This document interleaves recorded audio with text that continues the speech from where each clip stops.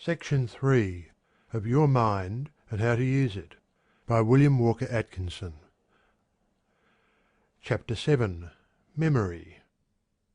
Psychologists class as representative mental processes those known as memory and imagination, respectively. The term representation is used in psychology to indicate the processes of re-presentation, or presenting again to consciousness that which has formerly been presented to it, but which afterwards passed from its field. As Hamilton says, the general capability of knowledge necessarily requires that, besides the power of evoking out of unconsciousness one portion of our retained knowledge, in preference to another, we possess the faculty of representing in consciousness what is thus evoked. Memory is the primary representative faculty or power of the mind. Imagination depends upon memory for its material, as we shall see when we consider that faculty. Every mental process which involves the remembrance, recollection, or representation of a sensation, perception, mental image, thought, or idea previously experienced, must depend upon memory for its material. Memory is the great storehouse of the mind in which are placed the records of previous mental experiences. It is a part of the great subconscious field of mental activity, and the greater part of its work is performed below the plane of consciousness. It is only when its results are passed into the field of consciousness that we are aware of its existence. We know memory only by its works. Of its nature we know but little, although certain of its principal laws and principles have been discovered. It was formerly customary to class memory with the various faculties of the mind, but later psychology no longer so considers it. Memory is now regarded as a power of the general mind, manifesting in connection with every faculty of the mind. It is now regarded as belonging to the great subconscious field of mentation, and its explanation must be sought there. It is utterly unexplainable otherwise. The importance of memory cannot be overestimated. Not only does a man's character and education depend chiefly upon it, but his very mental being is bound up with it. If there were no memory, man would never progress mentally beyond the mental state of the newborn babe. He would never be able to profit by experience. He would never be able to form clear perceptions. He would never be able to reason or form judgments. The processes of thought depend for material upon the memory of past experiences. This material lacking, there can be no thought. Memory has two important general functions. Those are: 1. The retention of impressions and experiences, and 2. The reproduction of the impressions and experiences so retained. It was formerly held that the memory retained only a portion of the impressions and experiences originally noted by it, but the present theory is that it retains every impression and experience which is noted by it.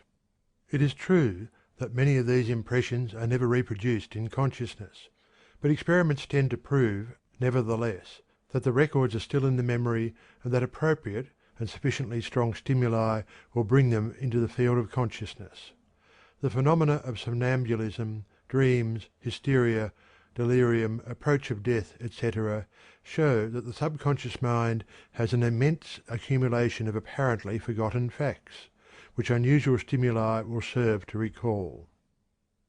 The power of the memory to reproduce the retained impressions and experiences is variously called remembrance, recollection, or memory. This power varies materially in various individuals, but it is an axiom of psychology that the memory of any person may be developed and trained by practice.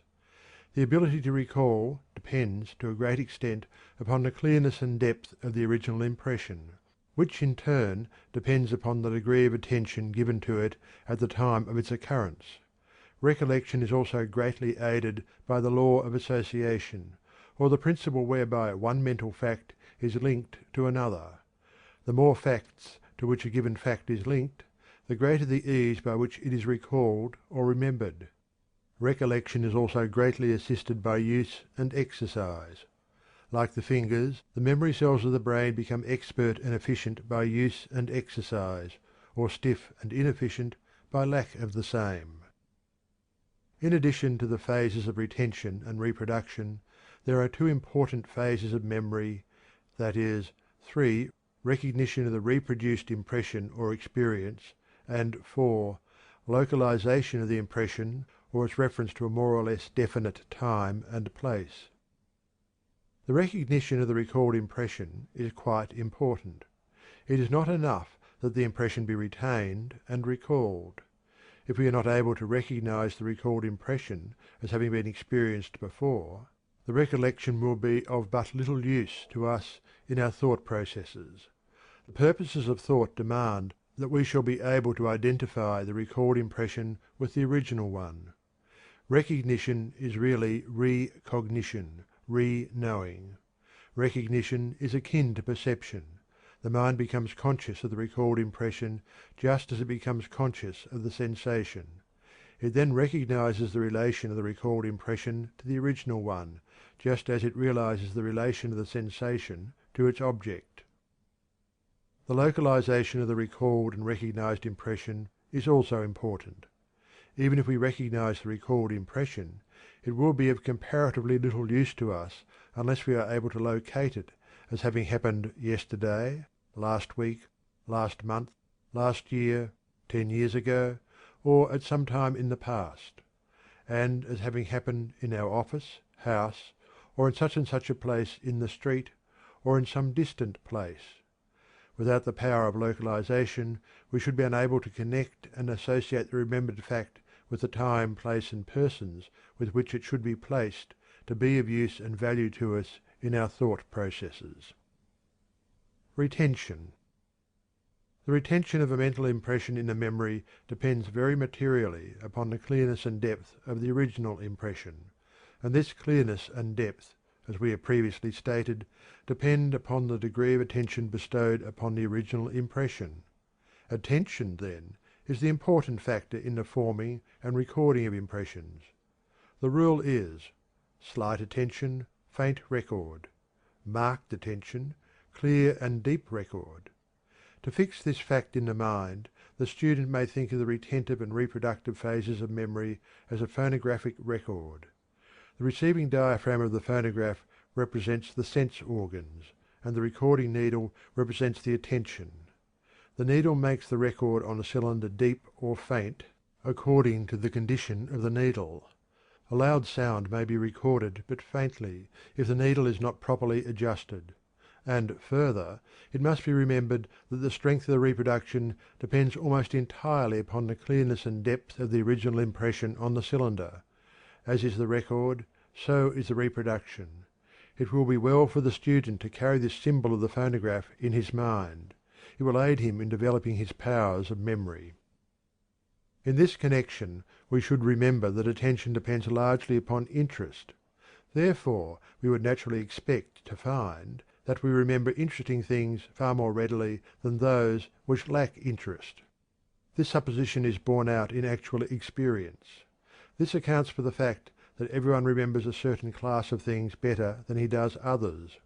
One remembers faces, another dates, another spoken conversation, another written words, and so on.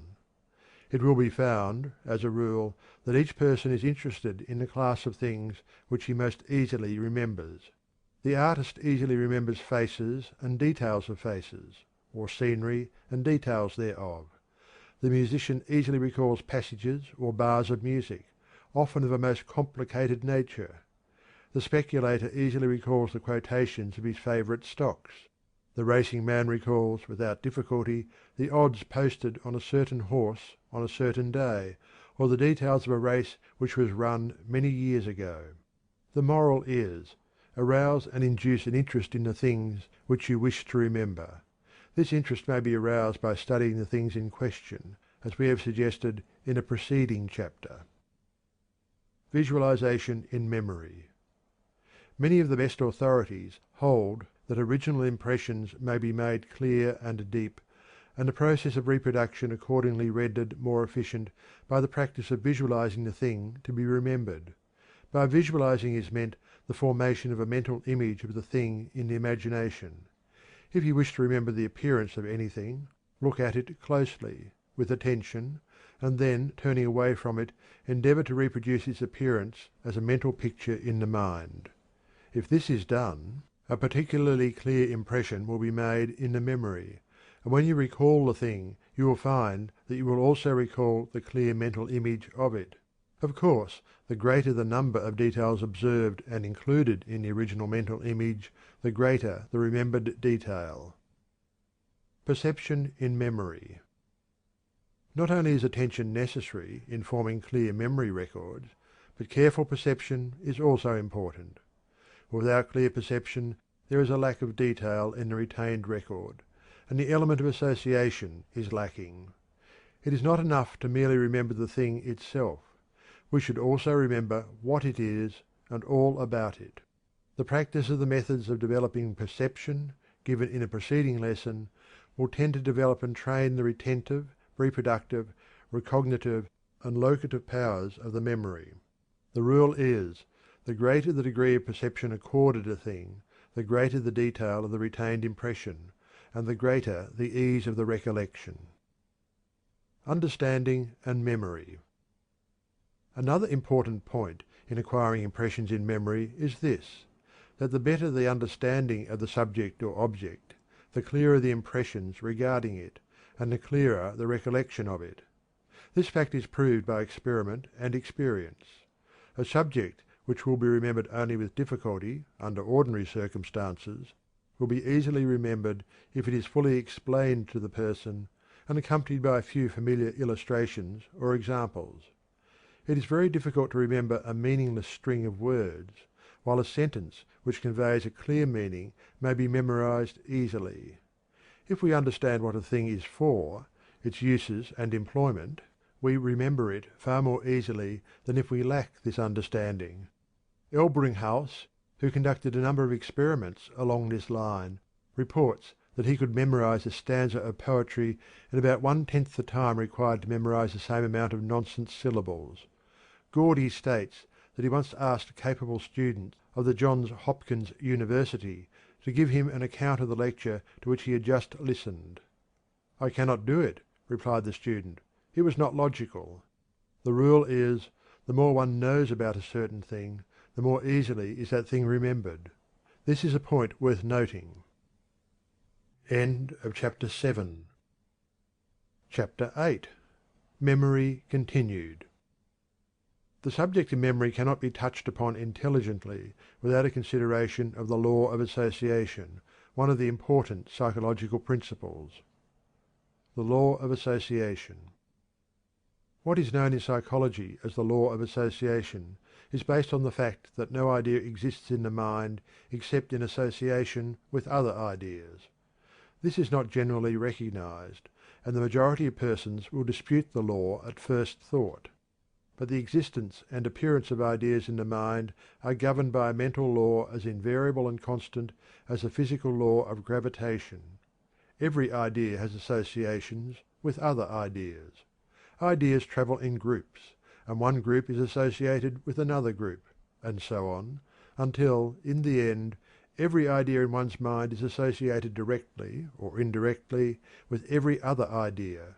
Theoretically, at least, it would be possible to begin with one idea in the mind of a person, and then gradually unwind his entire stock of ideas like the yarn on the ball. Our thoughts proceed according to this law. We sit down in a brown study and proceed from one subject to another, until we are unable to remember any connection between the first thought and the last. But each step of the reverie was connected with the one preceding and the one succeeding it. It is interesting to trace back these connections. Poe based one of his celebrated detective stories on this law.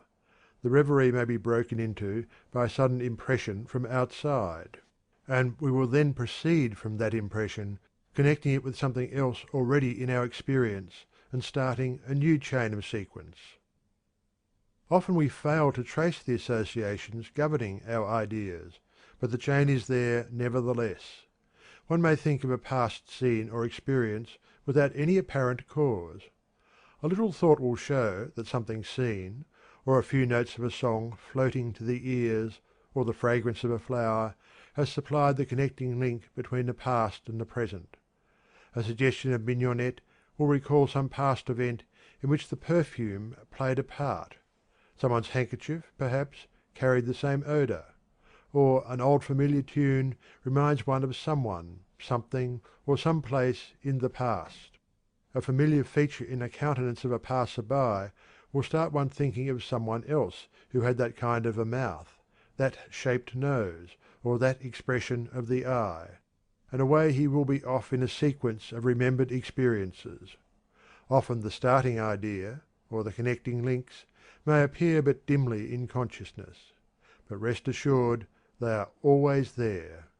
In fact, we frequently accept this law unconsciously and without realizing its actual existence.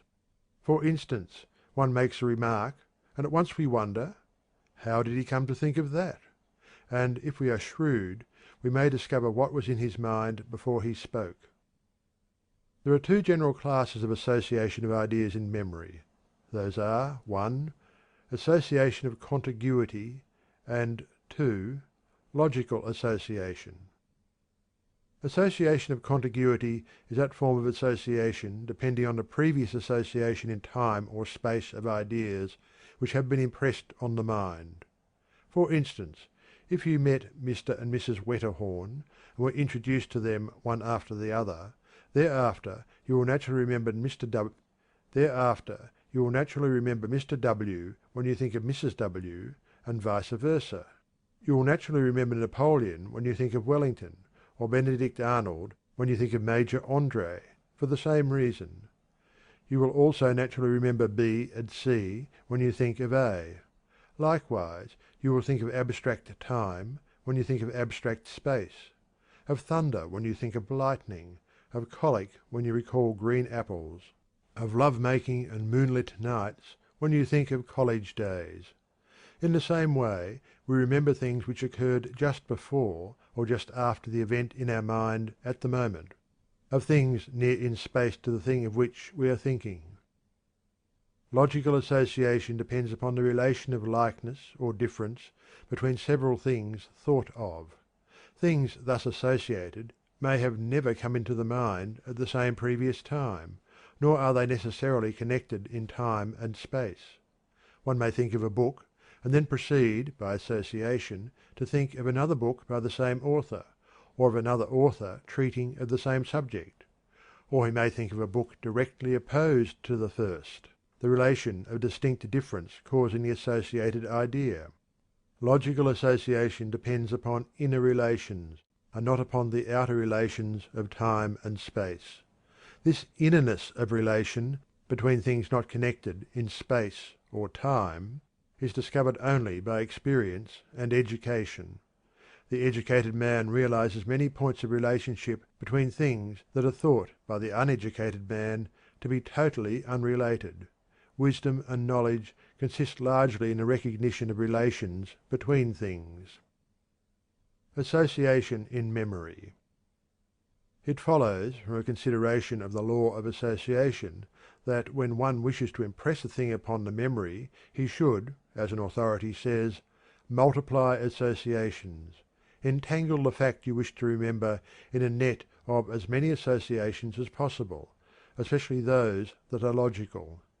Hence the advice to place your facts in groups and classes in the memory.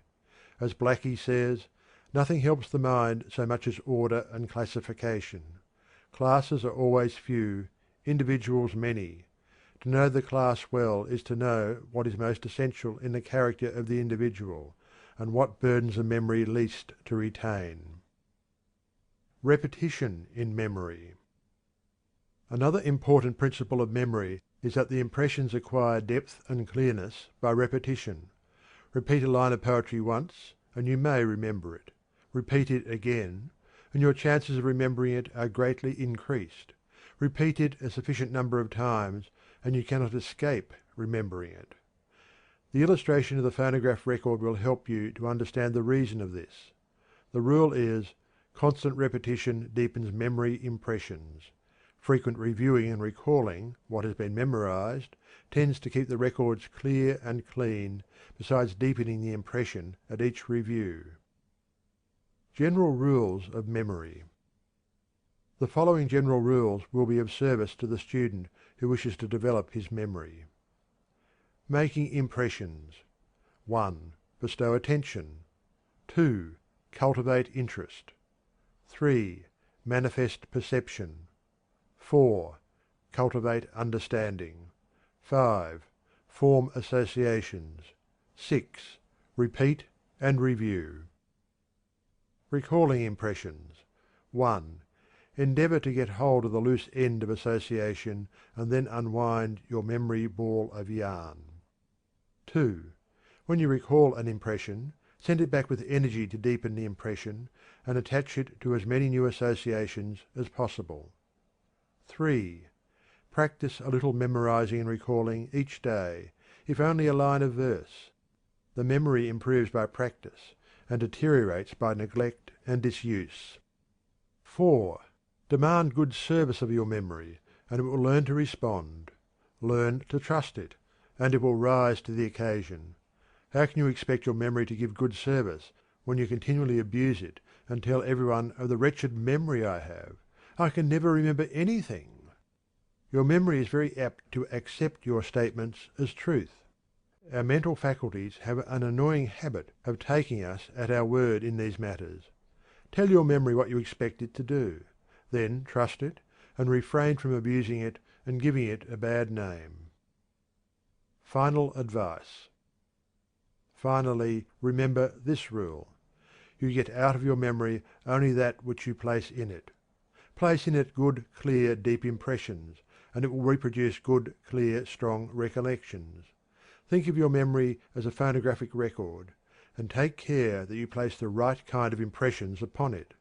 In memory you reap that which you have sown. You must give to the memory before you can receive from it. Of one thing you may rest assured, namely, that unless you take sufficient interest in the things to be remembered, you will find that the memory does not take sufficient interest in them to remember them. Memory demands interest before it will take interest in the task. It demands attention before it will give attention. It demands understanding before it will give understanding. It demands association before it will respond to association. It demands repetition before it will repeat.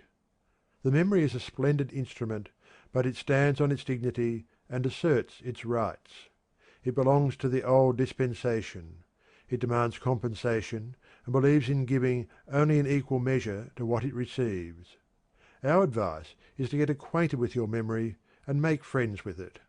Treat it well, and it will serve you well, but neglect it, and it will turn its back on you. End of chapter 8. End of section 3.